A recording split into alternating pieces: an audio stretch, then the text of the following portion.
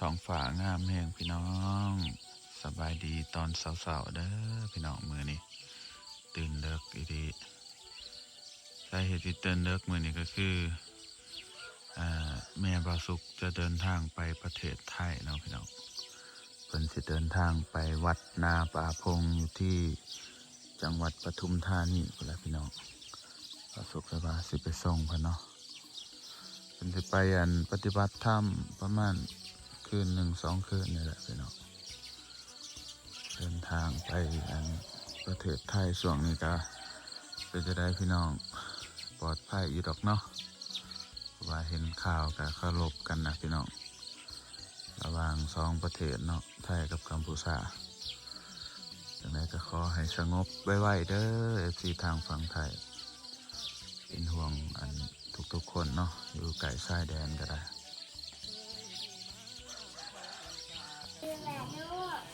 ไม่ในร้านสาวก็สิไปนั่งพี่น้องมีแม่ร้านสาวแล้วก็เนาะ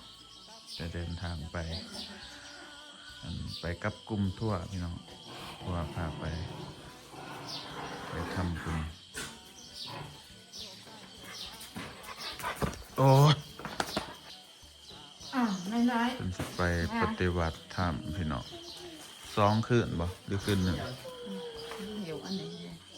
2 คืนสบายดีพี่น้องมื้อแรกนี่ก็นอนน้ำโดดตื่นมากกับอยู่ว่ายามกลางคืนมากกันนอนน้ำโดดกลับมาตื่นเช้าก็หอดบ้านคืนเดียวเนาะไปคืน 1พี่น้องมันคือกับกลับบ้านเนาะเป็นสิไปเขาจะมีงานบ่หรือว่าตั้งใจไปดักตถาคตทำอีกกับว่าสิบ่ไปอันนี้จะไล่เขาว่าโอ้ยไปนะว่าไปไปส่วนจะไปเนาะก้มก็ได้คนอยู่บ้านให้พวกไม่รักกีพวกจำปาแซงยังกับไปได้คนลาวกับคนไทยนับถือศาสนาพุทธคือกันเนาะพี่น้องเพิ่นก็สิไปทำบุญอยู่พุ่นว่าประเพณีเดียวกันนะเขาไปย่อบ้านเราสุขกับนับถือศาสนาพุทธเนาะเพิ่นสิไปฟังธรรมปฏิบัติธรรมไปใส่บาตรหยาดน้ำอยู่ทางเพิ่นเนาะพี่น้องวัดนาป่าพงผู้ใดเคยไปอันนี้ก็คอมเมนต์บอกนะเด้อพี่น้องไปแต่เสาร์วันนี้เนาะทำงานนับ7 โมงหายขอกันอยู่หนาด่านไปน้ำทั่วรถทั่วที่ประมาณแต่รถนี้ไปสิไปรถยังสิรถเราเนี้ยจะไปส่งหอดด้านเราจะไปส่งหอดด้าน2 มื้อไปส่งนี้ดาวเลยอัศจรรย์ไปน้ำกันตอนมาเทียบกันแล้วของเราบริกราบแล้วกับสีแดงเนี่ยดุแล้วสแตนจังนะวันที่17 คุณสิกาสีหน้าในแถวกับบริการแม่เอาแล้วเสือทั้งเหนียวจะทั้งเอามาหิวอันนี้กระเป๋า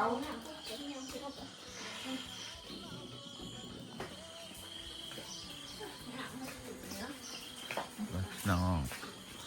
ไปส่งอีเมลอยู่ฝั่งนั้นเนาะฝั่งฝากนะคุณจะไปกับร้านนะครับกับเพื่อนตื่นเสาร์มาไม่ใหญ่เนาะถ้าเขาเห็นบอกกับบ้านอาหารอย่างไปสวนไปสวนแล้วเตรียมเด็กได้ทั้งงานไปบอกตาเพื่อไปกับเด็กยา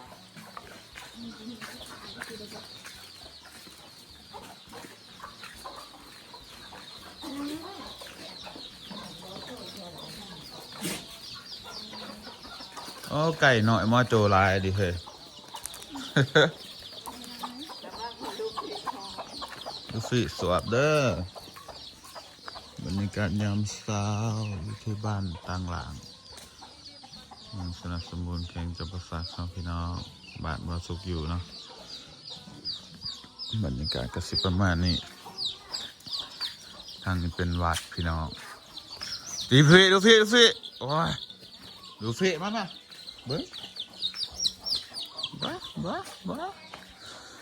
นี่ FC บอกว่าให้มารีวิวบัตรให้เบิ่งแหน่เพิ่นว่าสุกยังบ่ทันได้มารีวิวซ้ำเนาะ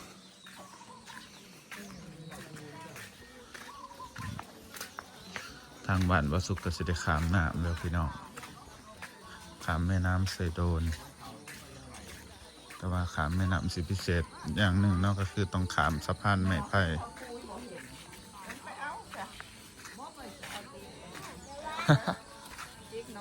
ไปแน่สิไปร่วมเบิดจักคน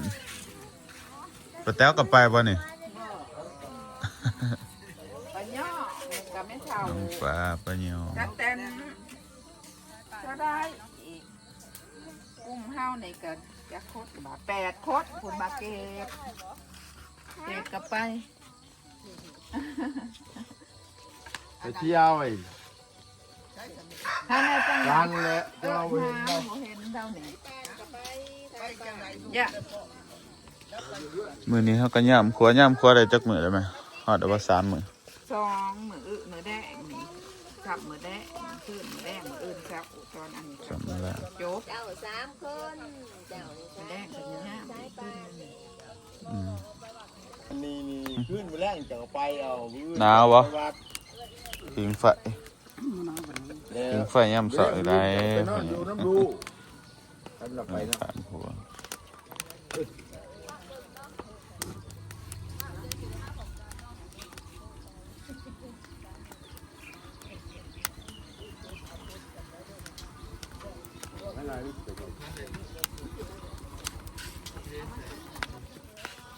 จะเอากระเป๋าขาม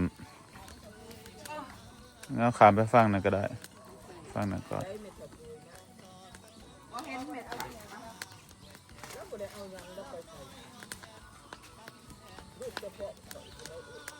อยากได้ไปสู่อ่ะใส่อีบอกไปหาอีกเป็นห่วงค่ะอยากได้มาไปเกลืออันนั้นไปเกลือจังน้อย แล้วเป็นโรงทานนั่นเดี๋ยว ขาดละมากก่อนเอาคือสิดับมันแหละ มันละ อืม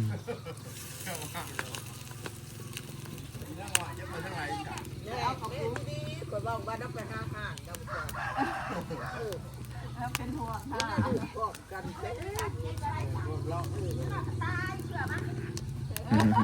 คอยกระโดดค่ะ ก็ยังใส่ไผ่คน ประเด็นคอยไต่ไผ่หัวขวา วันนี้แม่ใหญ่ปุยก็สิไปนำแม่ใหญ่ปุยมีแม่บาวสุกมีแม่น้องเปาะเนาะแล้วก็ญาติเพิ่น ไปกับยาไหมไป จะเงินมาไปครบแล้ววันนี้สายป่านก็สิไปบ่ได้สอบ่เลยพาสปอร์ตพาสแปดเอาแล้วบ่ เอาเดี๋ยวบอกแล้ว ดีกรถก่อนดีกรถก่อน พัวไปส่งเงินเลยพัวไปส่ง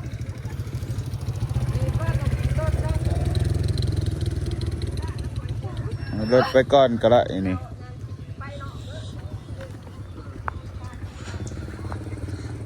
ไปเราจะเดินไปส่งคุณแม่ที่ฝั่งนั้นนะจ๊ะพี่น้องเอ้ย ก่อนจะไปไทยเนาะโอ้ไปซื้อน้ำมันอยู่ไทยผมว่าฮะ ตุกน้ำมัน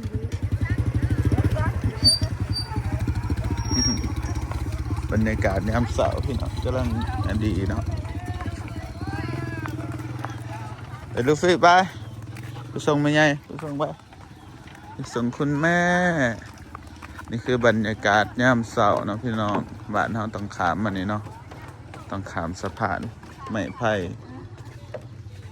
บรรยากาศก็สิแบบดังเดิมเนาะถ้าเทียบจะฟังไทยกับ40-50 ปีหลังของประเทศไทยเนาะแต่ข่าวตะกี้แต่ก่อนพุ่นแล้วเนาะจะว่าร้ายกว่านั้นกับบ่ฮู้คือกันพี่น้องแต่ว่าเคยมี FC เป็นคอมเมนต์ว่าโอ้บรรยากาศบ้านบ่สุกคล้ายๆคือฟังไทยเมื่อตอนยังน้อยเลยเพิ่นว่าพ่อแม่ป้าลุงเป็นคอมเมนต์มาเนาะเข้า30-50 ปีก่อนพุ่นแหละเพิ่นว่าบรรยากาศก็สิประมาณนี้มีครัวมีสะพานขามเนาะพี่น้อง ซึ่งขวาสะพานขามที่เห็นอยู่ตรงนี้ก็คือชาวบ้านเฮ็ดกันเองเนาะพี่น้องเก็บเงินกันเฮ็ดแล้วก็อันเก็บค่าขามเนาะก็คือผู้ใดจะขามคือคนงานก็สิก็ประมาณ5,000 กีบถ้าเป็นเงินบาทก็ประมาณ7-8 บาทนี่แหละเนาะพี่น้องเพราะว่าอันสิว่าจังไดอันที่สาเหตุบ่ได้เที่ยวฟรีก็คืออันชาวบ้านเก็บเงินกันออกกันเองเนาะก็เลยต้องอันเก็บเอาค่าทื่นค่าฮอดเนาะตีต่างเป็นรายได้นำแน่เนาะพี่น้องก็สิประมาณนี้ก็ได้อันนี้ครับ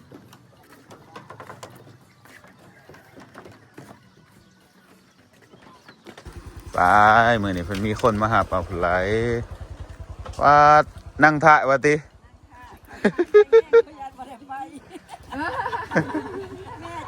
ก้นจะไปก็คือหมอเกตกับไปวะนี่น้อยๆนี่เกตกับไป หมอเกศไปอยู่น้ำอันนั้น จะไปอยู่น้ำไผ่ น้ำเสาขีด โอ้มันจะไปกรุงเทพเลย จะไปส่ง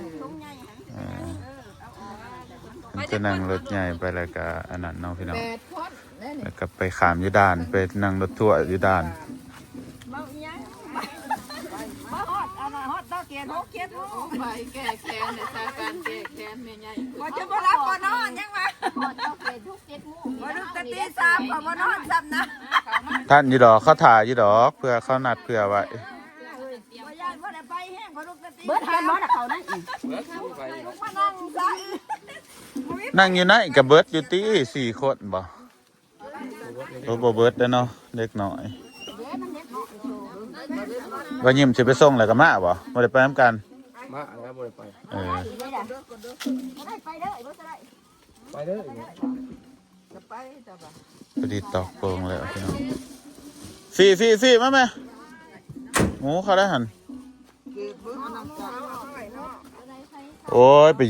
โดดไปทุทีบทุแดนเบิ้งเพื่อนเขาจะเบิดแหละฮะ ขึ้นเบิดหรอวะ เออไป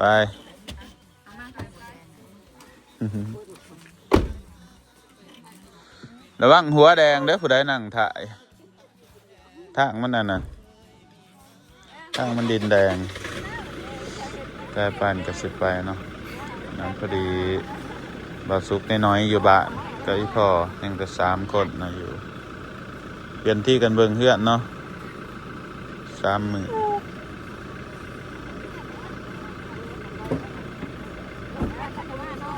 อ๋อปอกับช่วงแต่เฮือเนาะช่วงวัดปี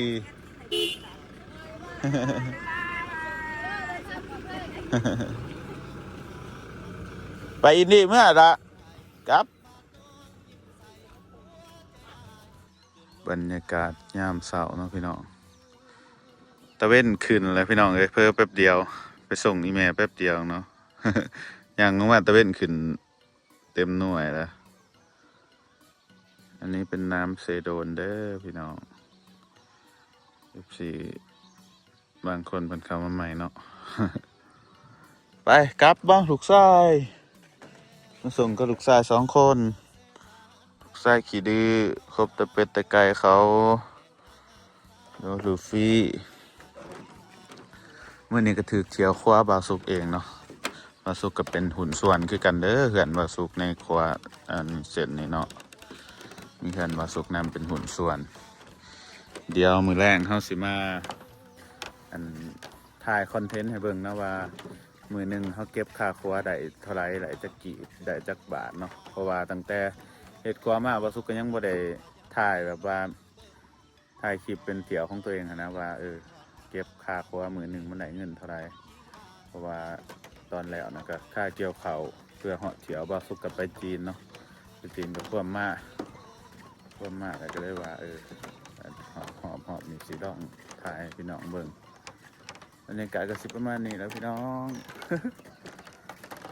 บรรยากาศดีเนาะ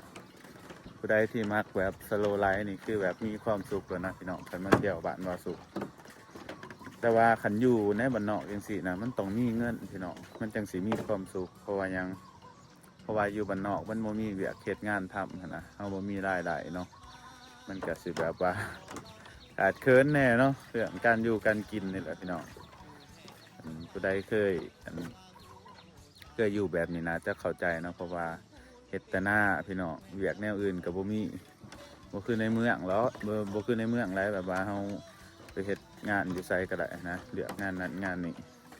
เพราะว่ามีคนจ้างที่นี่ก็สิมีหยังมีแต่เฮ็ดหน้า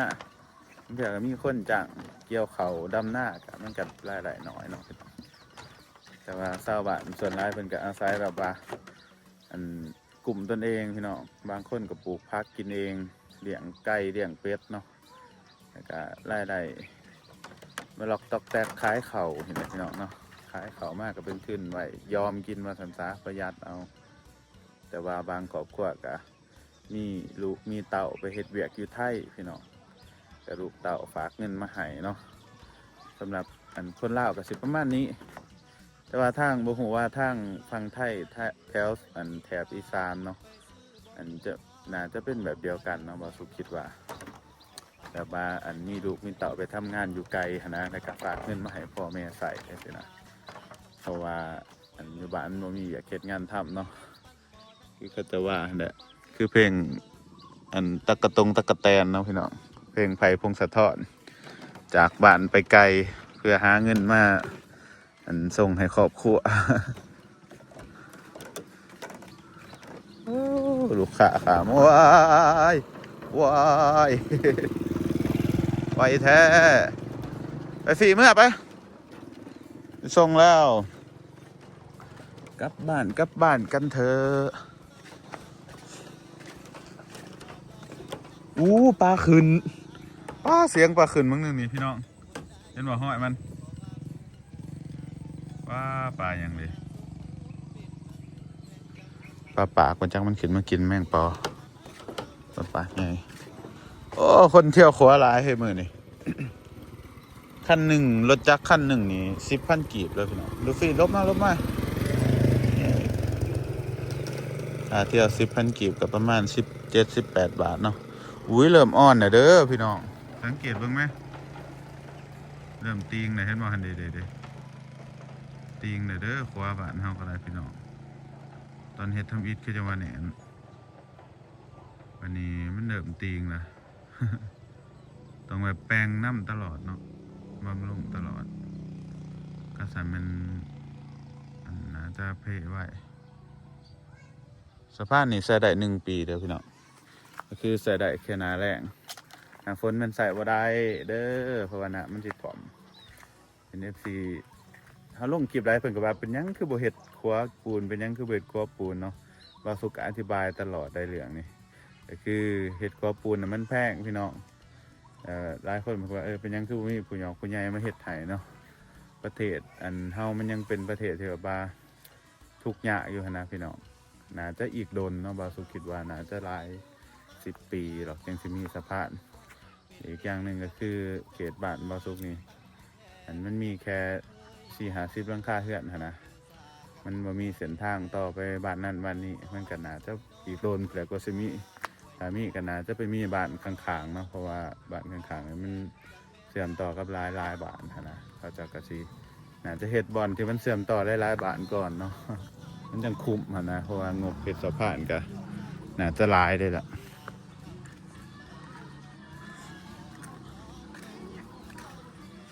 บรรยากาศเงียบเหงามื้อแรงก่อนจังสิมานอนเผาครัวแต่เท่าไรมื้อนี่ตอนแรงตอนมันขึ้นนี่เกินไปเวลาเติบเนาะมื้อแรงเดี๋ยวบ่สุกสิมานอนเฝ้าว้าอดใจ ใจค่ะครัวก็ติบเขาแล้วนี่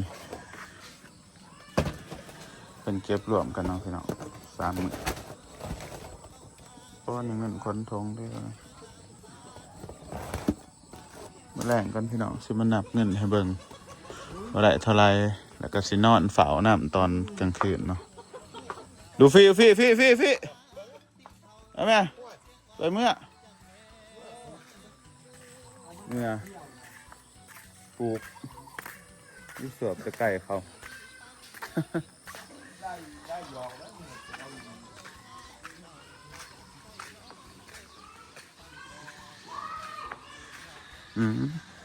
ลูกให้ได้หาย เย็ดอีดอยู่โอ้ไม่ใหญ่เหลี่ยมไปจังหันโอ้แม่สาวนกหน่อยพี่น้องไปจังเพศจะมันริ้วจะมันฝ่าวครับเนาะ การแต่งตัวของอันคนลาวก็สิประมาณนี้พี่น้องใส่สินเวลาเข้าวัดเนาะใส่สินแนวนี้